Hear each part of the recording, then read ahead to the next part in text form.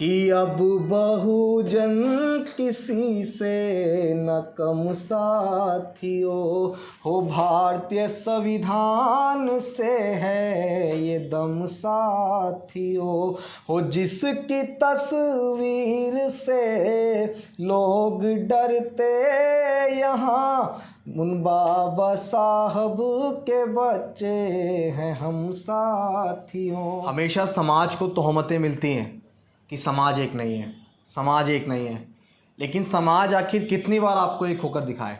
आज भी आज़ादी के 75 साल बाद भी जब आप देखेंगे हालात कि बाबा साहेब अम्बेडकर की जयंती मनाने पर नांदेड़ में अक्षय भालेराव को मार दिया जाता है, पायल तड़वी, रोहित वेमुला, जितेंद्र मेघवाल, इंद्र मेघवाल, ऐसे तमाम केसेस हैं। एक आइडियोलॉजिकल बहुजन होता है, एक बायोलॉजिकल बहुजन होता है, लेकिन जो आइडियोलॉजिकल बहुजन है उसकी भी ये जिम्मेदारी है कि जो बायोलॉजिकल हैं उनको भी वो आइडियोलॉजिकल बनाए कि जातियों में मत बटो यार, एकजुट हो जाओ, SC ST OBC माइनॉरिटी मिल बहुजन समाज बन जाओ और बाबा साहेब की वो 3 बातें शिक्षित संगठित संघर्ष को अपनाकर इस देश के हुक्मरान बन जाओ।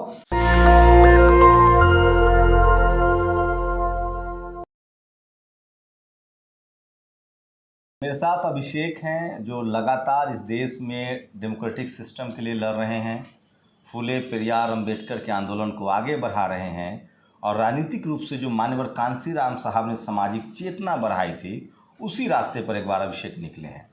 मान्यवर साहब ने साइकिल से पूरे देश को नापा था, अभिषेक ने तय किया है कि वो बाबा साहेब की जन्मभूमि महू से देश की राजधानी दिल्ली, जहां संसद भवन है, बाबा साहब की तस्वीरें देखी होंगी, सब में वो ऐसे हाथ दिखाते हैं कि संसद की तरफ चलो। अभिषेक ने एक नया आंदोलन शुरू किया है और इसी महीने के 23 तारीख से वो महू से दिल्ली तक पैदल मार्च करने वाले हैं। अभिषेक, शुक्रिया हमें समय देने के लिए भी और नेशनल दस्तक पर आने के लिए भी धन्यवाद। क्या है पूरा रोड मैप, क्या है पूरा प्रोग्राम? देखिए, हमने बहुत पहले से इसको सोच रहे थे, प्रयास कर रहे थे, क्योंकि ऐसा शख्स निकल के आए जो इस काम को करे। हमेशा समाज को तोहमतें मिलती हैं कि समाज एक नहीं है, समाज एक नहीं है, लेकिन समाज आखिर कितनी बार आपको एक होकर दिखाए। उत्तर प्रदेश के अंदर हमने बहुजन समाज पार्टी के रूप में 4 बार सरकारें बनाई, समाजवादी पार्टी की कितनी बार सरकार बनाई, बिहार में लालू प्रसाद यादव को स्थापित किया और तमाम जगह पे MK स्टालिन हैं और हेमंत सोरेन हैं, जो बहुजन लीडर हैं, वो लोगों को जो है सत्ता की कुर्सी तक पहुंचाया। लेकिन आज भी आज़ादी के 75 साल बाद भी जब आप देखेंगे हालात कि बाबा साहेब अम्बेडकर की जयंती मनाने पर नांदेड़ में अक्षय भालेराव को मार दिया जाता है, पायल तड़वी, रोहित वेमुला, जितेंद्र मेघवाल, इंद्र मेघवाल, ऐसे तमाम केसेस हैं। ये तो वो हैं जिन पर चर्चा हुई, जिन पे चर्चा हुई है, जो मतलब कि ये घटनाएं किसी उसका मोहताज नहीं है कि लोगों को इसकी पहचान करानी पड़ेगी। NCRB के आंकड़े हैं, लगभग 60,000 से ज़्यादा हत्याएं जातिगत होती है। बिल्कुल 80% भी होती होंगी सर, कुछ तो आंकड़ों में आ भी नहीं पाती हैं। तो इन घटनाओं को हम कैसे रोक पाएंगे? मान्यवर कांशीराम साहब ने कहा कि जिनके हुक्मरान होते हैं उनके ऊपर कभी शोषण अत्याचार नहीं होते, उनकी बहन बेटियों के बलात्कार नहीं होते हैं। आज हम लोग देख पा रहे हैं कि बहुजन समाज जो है वो पॉलिटिकल रूप से बहुत अवेयर भी है, लेकिन कमी एक है कि नेता आपस में बटे हुए हैं। शंभू जी, आप कोई पॉलिटिकल पार्टी चला रहे हैं, मैं भी कोई पॉलिटिकल पार्टी चला रहा हूँ, आप भी संघर्ष करके ऊपर आए हैं, मैं भी संघर्ष करके ऊपर आया हूँ। एक और तीसरी पॉलिटिकल पार्टी है जो हमारी विरोधी है, यानी कि विचारधारा की विरोधी है, वो आज भी कास्ट सिस्टम पे विश्वास रखती है। 10 लोग आपके संघर्ष को फॉलो करते हैं, 10 लोग मेरे संघर्ष को फॉलो करते हैं, 15 लोग उसके साथ हैं। तो हम लोगों ने अपनी अपनी अलग खिचड़ी पका के जो है अपनी अपनी आइडियोलॉजी का प्रचार कर रहे हैं, लेकिन जिसके पास 15 वोट हैं वो अपना बिल्कुल मजबूत है, क्योंकि वो बटा हुआ नहीं है, उसके लोग बटे नहीं हैं बिल्कुल, उसने कोई अलग अलग दुकानें नहीं खोल रखी हैं। और हमें 10-10 अलग अलग वोट मिल रहा है, हमारे पास 20 वोट है, तो 15 वाला जीत जाता है, जिनके पास 20 वोट है वो हार जाते हैं। तो हम यही समझाने का प्रयास कर रहे हैं।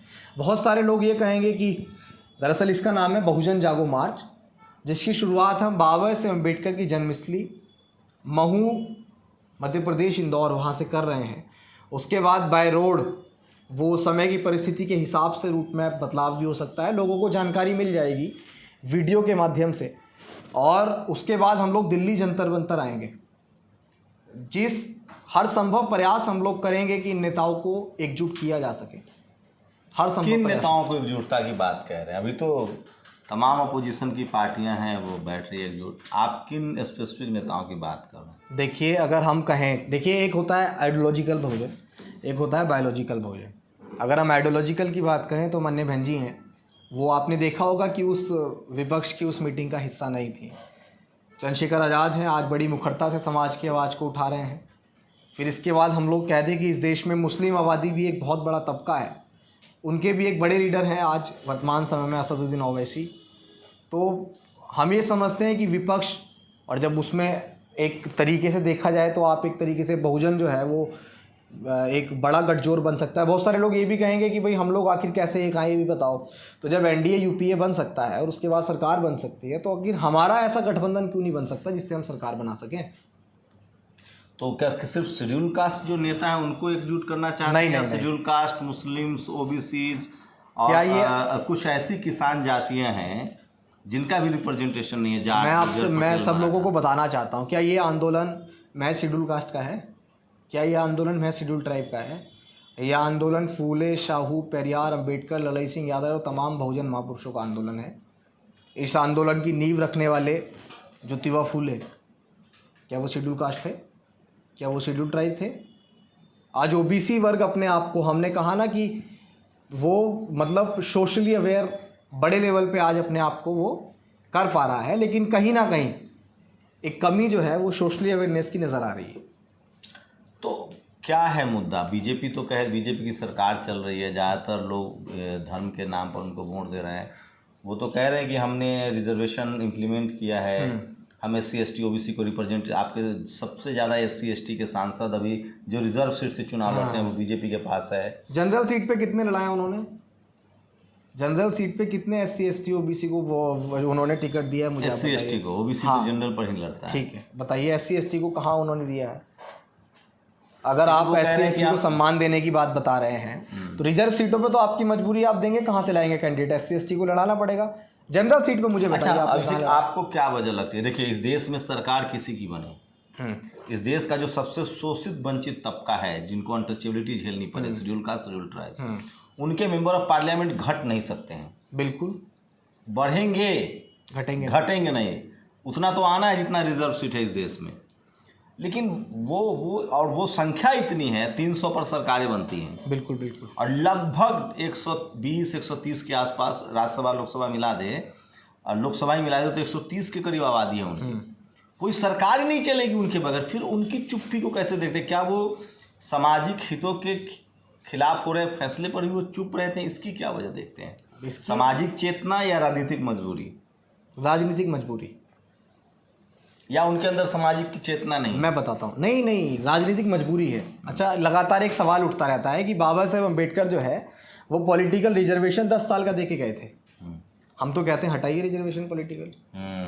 देखिए, यहाँ क्लियर कर दूँ, बहुत सारे लोग आपको भरमाएंगे कि रिजर्वेशन 10 साल के लिए था। जी नहीं, पॉलिटिकल रिजर्वेशन, विधानसभा और लोकसभा का रिजर्वेशन 10 साल का था।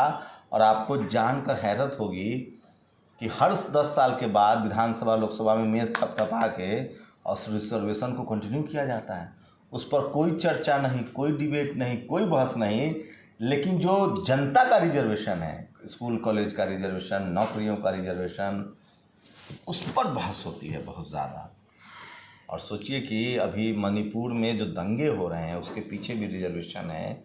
वहाँ जो शेड्यूल ट्राइब के लोग थे वो उनकी रिजर्वेशन के पक्ष में कुछ कम्युनिटी, और वहाँ दंगे भड़क गए। आपको क्या लगता है कि 70-75 साल बाद आप जितना कह रहे हैं, इतना भी समाज जागरूक तो हुआ है, पॉलिटिकल रिप्रेजेंटेशन भी बढ़ा है, क्या अभी हाल के दिनों में स्थितियाँ कुछ खराब हुई? मैं तो ये कहता हूँ कि अगर आप पॉलिटिक्स की बात करें, आप मुझे बताइए कितने स्टेट में बहुजन समाज की सरकार है जिनकी एक बड़ी आबादी है देश में? 85। मैंने इसलिए बोली है कि जो मालिक है वो तो पार्टी है ना। अब मुख्यमंत्री हमने बना दिया, लेकिन उसके बाद जो वो कहेंगे वही तो मुख्यमंत्री करेगा। अपनी मर्जी से क्या कर लेगा वो, जब तक हम खुद मालिक नहीं है किसी पार्टी के। तो किन किन नेताओं को आप एकजुट करना चाहते हैं? बहुत सारे नेता हैं। माननीय बहन जी हैं, चंद्रशेखर आज़ाद है, अखिलेश यादव है, तेजस्वी यादव है, लालू प्रसाद यादव है, हेमंत सोरेन है, MK स्टालिन है। तो क्या लग रहा है लोग क्यों एकजुट नहीं हो रहे? आपने कुछ, हम तो बिहार से, मैं तो आता हूँ और मैं तो देश भर की राजनीति देख रहा हूँ। आप इन लोग बिहार में, यूपी में राजभर हैं, अनुप्रिया पटेल हैं, निषाद जी हैं, वो वाला सब बीजेपी के साथ उदित राज है। उदित राज जी तो खैर कांग्रेस में है आजकल। मैं इंडिविजुअल जो पार्टी जिनकी है उनकी बता रहा हूँ, जो गैर सवर्णों की पार्टी है।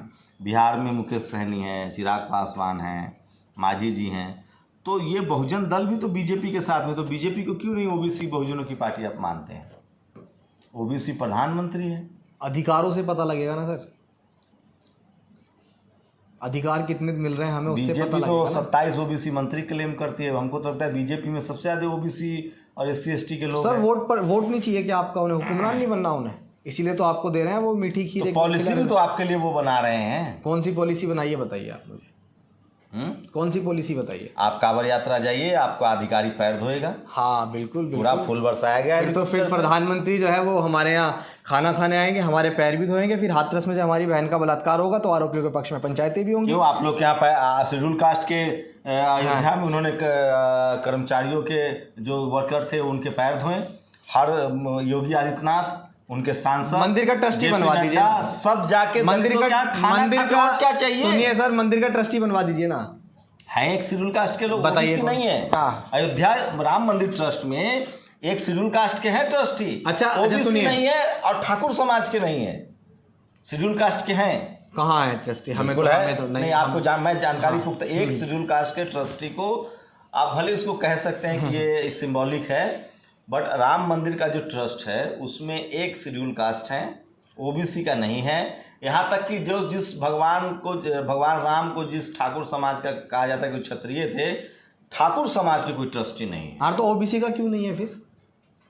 उनकी भी तो बड़ी आबादी है देश में। तो अगर ओबीसी चाहता है कि हम चढ़ावा चढ़ाएं, भगवान की सेवा करें, हमको दान पेटी की चाबी नहीं चाहिए। ईमानदार लोग हैं भाई, इस देश का किसान कम्युनिटी ईमानदार नहीं है, मानसिक रूप से जकड़ा हुआ है उन लोगों को, और हम लोग उनको मानसिक रूप से वो जो गुलामी उन्हें दी हुई है उस गुलामी से ही बाहर करना चाह रहे हैं। इसीलिए हम लोग ये आंदोलन छेड़ रहे हैं, बहुजन जागो मार्च। तमाम बहुजन महापुरुषों को उनके बीच में पढ़ाएंगे। मैं इस देश में जो हमारी यादव कम्युनिटी से कहूँगा कि जातिवादी का ठप्पा लग जाएगा। कैसे ठप्पा लगेगा बताइए? कि आप लोग जात को आगे बढ़ा रहे हैं, जाति की बात कर रहे हैं। सवर्ण समाज के लोग कहेंगे कि आप लोग जातिवाद फैला रहे हैं। अच्छा, उनसे ज़्यादा जातिवाद कौन फैलाएगा? मूंछ रखने पे जितेंद्र मेघवाल को मार दिया जाता है, मटका छूने पे इंद्र मेघवाल को मार दिया जाता है। वो हमें जातिवाद बताएंगे? जातिवाद किसे कहते हैं? हम तो समाज को जोड़ने की बात कर रहे हैं। SC ST OBC माइनॉरिटी 85% तक का उसको जोड़ने की बात कर रहे हैं, और वो लोग हमें बताएंगे जातिवाद क्या होता है। देश की महामहिम राष्ट्रपति वो मंदिर के बाहर आज भी जो है खड़ी रहती है, वो हमें बताएंगे कि जातिगत भेदभाव हम कर रहे हैं या वो कर रहे हैं। जितने भी जातिवादी लोग हैं, जब ये सारे समाज जो है सोशली अवेयर हो जाएंगे ना, तो आप लोग चाहते हैं कि मंदिर में आपको पुजारी बनाया जाए, दान पेटी की चाबी दिया जाए? वो बनाएंगे ही नहीं, हम चाह ही नहीं रहे, वो बनाएंगे ही नहीं। अभी गहलोत जी ने बनाया है कुछ 3-4 SC ST OBC के लोगों को, स्टालिन बना रहे हैं। RSS का प्रमुख बनवा दीजिए तो भला हो जाएगा बहुजन समाज। आप बनवाइए। तो मैं तो ये कह रहा हूँ, जब आप कह रहे हैं ना उन्होंने ये कर दिया वो कर दिया फलाना कर दिया, तो उस लिहाज से तो ओबीसी प्रधानमंत्री है भाई बीजेपी का। अच्छा, बीजेपी का ओबीसी प्रधानमंत्री है? हाँ, क्या ओबीसी शेड्यूल कास्ट के अध्यक्ष रह चुके हैं बंगारू लक्ष्मण, वो बीजेपी के। आप बीजेपी को क्यों नहीं मानते? अभी कांग्रेस का अध्यक्ष शेड्यूल कास्ट से हैं।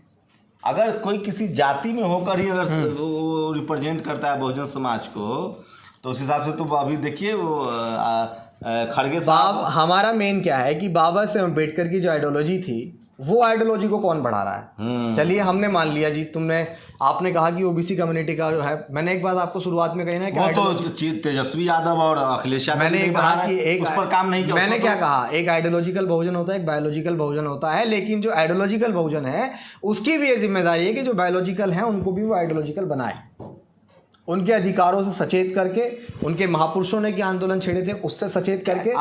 इस तरह के जो आंदोलन आप करने जा रहे हैं, लोगों को कैसे कन्विंस? इसके लिए संसाधन चाहिए, खर्चा चाहिए। समाज देगा, हम मांगेंगे समाज से, समाज देगा। ये अकेले मेरे हित का काम तो है नहीं। सोचिए, मैं ये जब क्रॉस सवाल पूछता हूँ ना, तो इस देश की विडम्बना देखिए। आज़ादी के 75 साल बाद 60 साल कांग्रेस के हिस्से में है, 15 साल बीजेपी के हिस्से में हैं, लेकिन इस देश में जातीय हिंसा रुक नहीं रही है। और सबसे बड़ी विडंबना है कि मतलब क्या बताऊं, मैं तो चाहता हूं कि इस देश में सवर्ण नेताओं का इंटरव्यू लेने का मुझे मौका मिले। इस देश में आज भी SC ST OBC के लिए आरक्षण पा लेना आसान है, सम्मान से नौकरी करना मुश्किल है। इकोनॉमिक वीकर सेक्शन का जब से रिजर्वेशन आया है, SC ST OBC का कट ऑफ उससे ज़्यादा हो रहा है। इस देश में सीटों की चोरी हो रही है। इस देश में SC ST OBC आज भी बिजनेस में नहीं है। राजनीतिक रिप्रेजेंटेशन मिला है, लेकिन media, judiciary, college, university, bureaucracy, business, film, sports, cinema इसमें कहीं नहीं है। अभिषेक कभी भी हैं, कुछ सुनाइए पहले, अब क्योंकि हमारे लोग वहाँ बहुत कम हैं। आप प्रोफेसर तुलसीराम को छोड़ दीजिए, मुद्रा राक्षस को छोड़ दीजिए, नामदेव धसाल को छोड़ दीजिए, या फिर ओम प्रकाश वाल्मीकि को छोड़ दीजिए, तो हमारा साहित्य लेखन भी एकदम से जम गया है। आप तो अच्छी कविता भी सुनाते हैं, कुछ सुनाइए। अच्छा, ये हम एक सुना देते हैं कि जो वर्तमान समय की परिस्थितियां हैं कि यूथ जो है वो लड़ रहा है, तो यूथ के ऊपर, उसके कंधे के ऊपर बड़ी जिम्मेदारी है कि जब हम इस आंदोलन को छेड़ रहे हैं तो उसको कैसे आगे बढ़ाएं। भाई यूथ को भी आना चाहिए आगे निकल के। सबसे बड़ी चीज़ जो हम कर रहे हैं उसके ऊपर एक शेर है कि जातियों में मत बटो यार, एकजुट हो जाओ। SC ST OBC माइनॉरिटी मिल बहुजन समाज बन जाओ, और बाबा साहेब की वो 3 बातें शिक्षित संगठित संघर्ष को अपनाकर इस देश के हुक्मरान बन जाओ, इस देश के हुक्मरान बन जाओ। आज आपने बड़े लेवल पे देखा होगा कि जहाँ भी बाबा साहेब अम्बेडकर की प्रतिमाएं लगाई जाती हैं उनको तोड़ दिया जाता है। खुले में कहीं भी नहीं लगती। तो हम यही बताना चाह रहे हैं लोगों को कि अब बहुजन किसी से न कम साथियों हो, भारतीय संविधान से है ये दम साथियों हो, जिसकी तस्वीर से लोग डरते यहाँ, उन बाबा साहब के बच्चे हैं हम साथियों। भाई वो प्रतिमाओं को नहीं तोड़ रहे हैं, वो विचार को तोड़ रहे हैं। जो विचार बाबा साहेब अम्बेडकर के आज भी मरणोपरांत भी स्थापित हैं हमारे जैसे तमाम नौजवानों के रूप में, बहुत सारे बहुजन बुद्धिजीवी हैं उनके रूप में, तो वो उन विचारों को तोड़ना चाह रहे हैं। चंद्रशेखर आज़ाद पर जिस तरह से हमला हुआ, उसके बाद तो बहुजन एकजुटता बनती हुई दिख रही है। मैंने देखा तमाम मुख्यमंत्री, बिल्कुल तमाम सोशल मीडिया प्लेटफॉर्म एकदम रंग गया था। टीवी अखबार में भले वो बाद में खबर गिरा दी गई, लेकिन स्टालिन हो, नीतीश कुमार हो, अखिलेश जी हो, तेजस्वी जी हो, सब लोगों ने ट्वीट किया। हमने यही तो कहा ना, हम सिर्फ सामाजिक एकता चाहते हैं, सामाजिक परिवर्तन चाहते हैं। मेरा कोई भाई किसी भी पार्टी में रहे, कोई हमें इस चीज़ से गुरेज नहीं करना चाहिए। हमें सिर्फ उसकी ट्रेजिडी या उसके साथ कोई शोषण होता है या उसके साथ कोई ऐसी घटना हो जाती है तो हमें भी एक सामाजिक एकजुटता दिखानी चाहिए। मान्यवर काशीराम साहब ने कहा कि जब तक सामाजिक परिवर्तन हम लोग नहीं करेंगे, हम लोग कोई भी परिवर्तन नहीं कर सकते। मैं अपनी राय बता दूं, मेरी पक्की राय है कि इस देश में SC ST OBC किसान जातियों के लिए जो भी हुआ है उसी समाज के नेताओं ने किया है। लेकिन एक टीवी अखबार आपके नेताओं के बारे में परसेप्शन बना देता है, जो सवर्ण पत्रकार हैं, कि बहुजन समाज के नेता ही बहुजनों को बहुत धोखा दे रहे हैं। ये परसेप्शन बनाया जाता है। जैसे उनका परसेप्शन है कि बहुजन नेता भ्रष्ट होते हैं, बहुजन नेता चोर होते हैं। खैर, अब तो मोदी जी के आने के बाद ये भी परसेप्शन टूट गया है। पहले कांग्रेस की सरकार थी तो जाति देखकर इनकम टैक्स ईडी जांच होती थी, अब तो मोदी जी के समय पार्टी देख के होता है। अब तो राजपूत नेता भी जेल में हैं, बनिया समाज के नेता भी जैन समाज के लोग भी जेल में हैं। तो इस पर से आप लोग इस परसेप्शन को कैसे तोड़ेंगे, क्योंकि अपने ही समाज के नेताओं को लोग करप्ट मान लेते हैं। मैं ये कहता हूँ कि जो ये यात्रा निकल रही है ना, इस यात्रा में जब पूरा समाज एक साथ होके, एकजुट होके इस यात्रा में उतरेगा और ये यात्रा जब दिल्ली पहुंचेगी और जब ये सफल होती नजर आएगी, तो हम ये सारे परसेप्शन जो हैं, इन सारे परसेप्शन को तोड़ देंगे। आखिर कहीं ना कहीं हमारे ऊपर जो ये सवाल उठते हैं, इनके गुनहगार हम खुद भी हैं।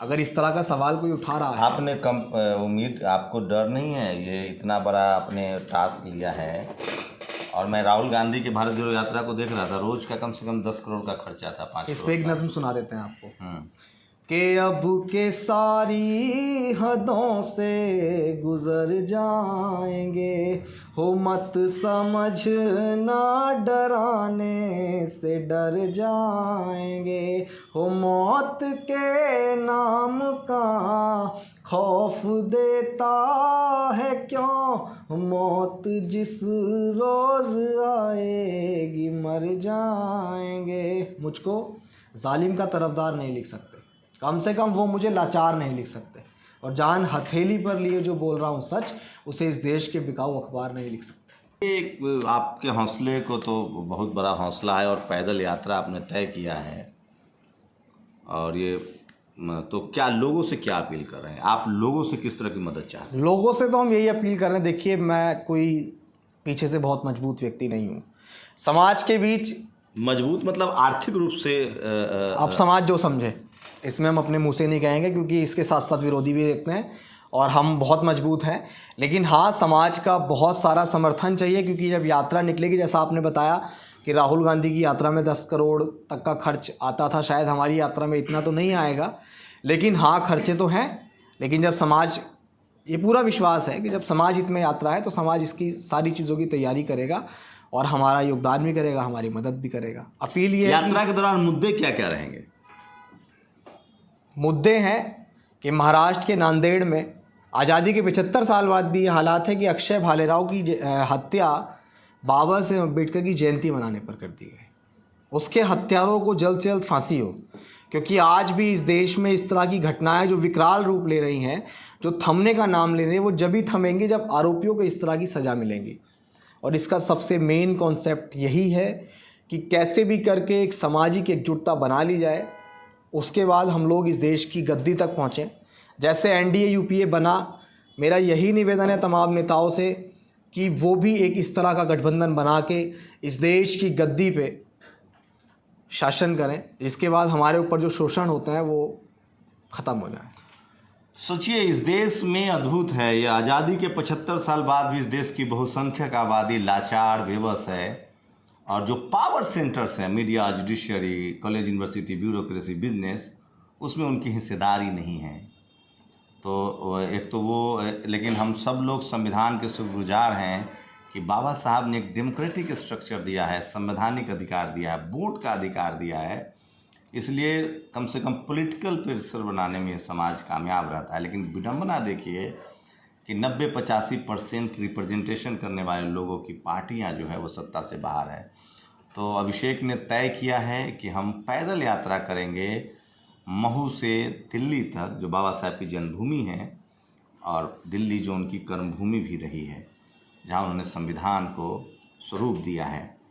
तो बड़ी यात्रा है, आप लोग कमेंट करके बताइए। अभिषेक से आप लोग संपर्क कर सकते हैं, इनका अपना फेसबुक, ट्विटर पर इनसे संपर्क भी कर सकते हैं। आप सब जानते हैं, युवा हैं, और इनकी कोशिश है, इस यात्रा का मकसद है कि कम से कम बहुजन जो नेता है, मुझसे सबसे ज़्यादा यही सवाल पूछे जाते हैं कि बहुजन नेता क्यों नहीं एकजुट होते हैं। मेरा आज उनको जवाब है कि मुझे बहुजन नेताओं का नहीं पता है, लेकिन इस देश में सवर्ण समाज की लीडरशिप वाली कई पार्टियां सत्ता में हैं, चाहे वो ममता बनर्जी हो, नवीन पटनायक हो, बीजेपी हो या कांग्रेस हो। इसकी वजह यह है कि बाकी तमाम सवर्ण लीडरशिप वाली पार्टियों को SC, ST, OBC किसान जातियों के लिए वोट देते हैं, लेकिन लगभग इस देश में जो सवर्ण समाज है उसकी पार्टी आज के डेट में बीजेपी है, वो बीजेपी को ज़्यादा वोट देते हैं। तो आप पर आरोप जरूर लगता है कि आप कास्टिज्म करते हैं। जो आप पर आरोप लगाए कि आप जातिवादी हैं, आप उनसे पूछिए कि जाति बनाई किसने? जो पेड़ लगाया है फल तो वही खा रहा होगा। आप लोग अपनी प्रतिक्रिया जरूर दीजिए। इसमें मैं ये भी कहूँगा कि अभी पूरी तरीके से मैं भी अपने आप को ये नहीं कहूँगा कि मुझे इस मूवमेंट की, इन सारी चीज़ों की जानकारी है। जो लोग मुझे इसमें कुछ दे सकते हैं, कुछ समझा सकते हैं, कुछ बता सकते हैं, तो सभी का स्वागत है। और जो लोग ये चाहते हैं कि वाकई में समाज जो है हुक्मरान बने, फूले, पेरियार, ललित सिंह यादव, बाबा साहेब अम्बेडकर, मान्यवर कांशीराम साहब, कपूरी ठाकुर और तमाम जितने भी महापुरुष रहे, उनका जो सपना उसे पूरा करना चाहते हैं। अगर शायद हमसे बेहतर भी इस यात्रा को कोई और निकालने वाला होगा तो हम उसके पीछे चल के भी इस यात्रा में तैयार हैं चलने को। लेकिन बस ये कॉन्सेप्ट हमें सफल करना है, और इसमें आप लोग भी हमें सुझाव दे सकते हैं कि और अच्छे से हम कैसे इसमें इसको जो है सफल कर सकते हैं। तो मैं फिर कह रहा हूँ, इस देश में जब देश आज़ाद हुआ तो रिजर्व सीट पर लोग अपने नौकरों को चुनाव लड़ाते थे। उसके बाद कर्पूरी ठाकुर, मान्यवर कांसी राम साहब जैसे लोग आए, करुणानिधि जैसे लोग आए, और जिसकी जितनी संख्या भारी उसकी उतनी हिस्सेदारी। उसके बाद बहुजन समाज के पॉलिटिकल लीडर भी आने लगे, और अब अभिषेक जैसे, चंद्रशेखर जैसे युवा भी राजनीति में आ रहे हैं, जो अपने राजनीतिक अधिकारों के लिए सचेत है, सामाजिक अधिकारों के लिए सचेत है। मैं इसलिए कह रहा हूँ, 21वीं सदी डॉक्टर अम्बेडकर की सदी होगी।